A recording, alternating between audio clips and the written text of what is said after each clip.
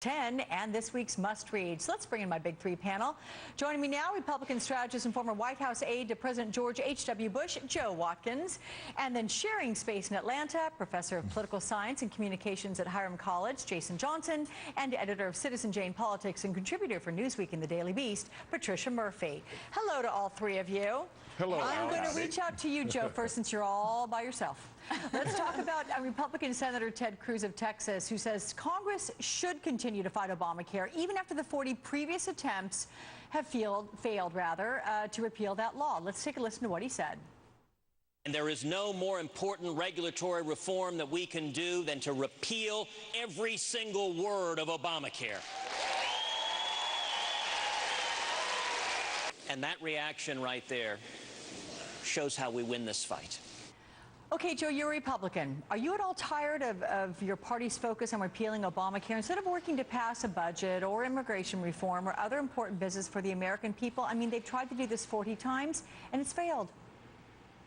Well, of course, this is an issue that touches on fiscal matters and spending, of course, and how do we spend our money more wisely, and how do we provide Americans who deserve health care with the kind of health care they deserve without enforcing upon them a type of health care that they might not want. Now, Joe, with all due respect, and you know I'm terribly fond of you, but I'm going to butt right in here and say you're not answering the question, because are you tired of hearing all this? I mean, all this rhetoric. I mean, do you want something more productive to be done? Are there other places to focus that could be good for the American people? Alex, I agree with you that it would be a wonderful thing if there was a wonderful and civil and productive dialogue between Democrats and Republicans. It's sad that there is not, but if there was, it'd be wonderful. And my thought is that the president, who is really a masterful communicator, could be helpful in this. I mean, he's got some members of Congress, especially on the Republican side, that are dead set against moving anything forward in this next session. And if he can reach out to at least a cadre of Republicans, cobble together a group of Republicans that'll work with him and talk with him, he can probably get some things done for the American people along with this Congress. But right now, where we stand is not in a very good place. We're probably not going to see a lot of positive movement on issues like the deficit, like jobs, and certainly in the area of Obamacare, that we're going to continue to have a lot of fighting. You know, I like it when you answer the question. That just makes me really happy. Jason, you're up next. He's like going, no. Anyway, as long as the GOP controls the House and continues to focus on things like repealing Obamacare for maybe the 41st time coming up, what kind of a position does that put Democrats in? Well, the Democrats are in a great position when they run in 2014 and say Congress is getting nothing done. But there's some straight numbers here. Okay, Congress's approval rating has never been high, but it's been less than 20% approval rating for almost 2 years. Right. Revolutions have been started with more popular Congresses than that. So if they don't get something done soon, I think this is going to be a pox on both houses, but the Democrats are in a slightly better position because some people actually think they're getting a little bit of work done. Okay, Patricia, let's take a listen here to Republican Congressman Robert Pittenger, and this is in an exchange with his constituents at one of these town hall meetings over Obamacare.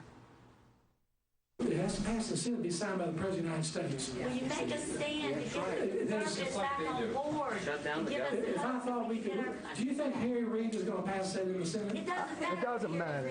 We need to show the American people we stand for conservative values. So the question is, Patricia, even if some Republicans want to move beyond trying to defund Obamacare, what kind of position are they in when they have constituents like that? Are their hands essentially tied?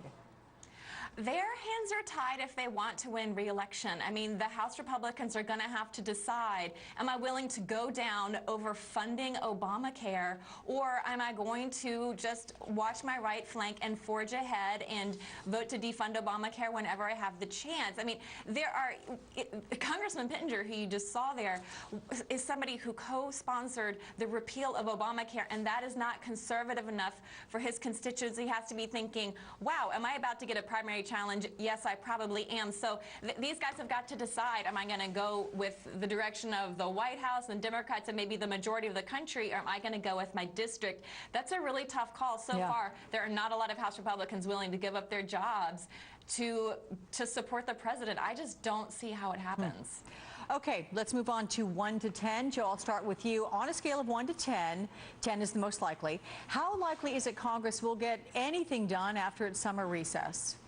Probably about a 2. Not very likely, sadly. I don't have great confidence that the Congress will get lots done. I wish that it would be so. And again, I think that a lot of the burden, we know where people stand. People have said publicly where they stand on these issues.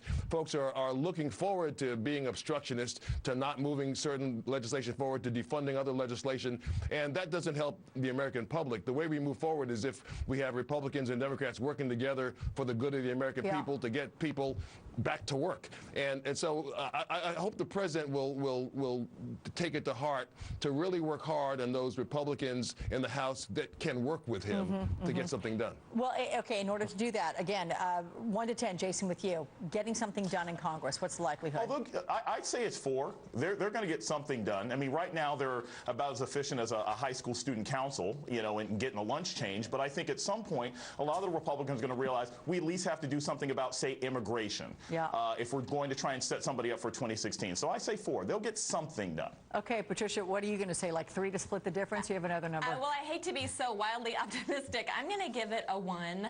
And I will say that because, I'm not even kidding, because if you look at the levers of power among Republicans right now, Mitch McConnell is up for re-election and has a very strong Tea Party challenger.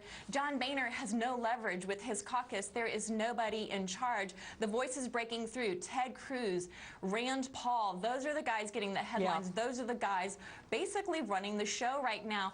And this Congress has not been able to do the hard things. Yeah. They can't do the easy things. Transportation funding has collapsed. No appropriations bills passed. I don't see it happening. Absolutely endless issues here. Okay, real quickly, guys, we're going to go with your must-reads. Jason, you're first. Boomerang Generations from alternate.org. It talks about the fact that 36% of millennials are sleeping on their parents' couches right now because they can't find work in the current economy, and how this is affecting not only whether or not we're going to get out of this slump, but also the impact on being able to pay off college loans and a parent's ability to retire. Yeah, that's tough. Patricia, yours.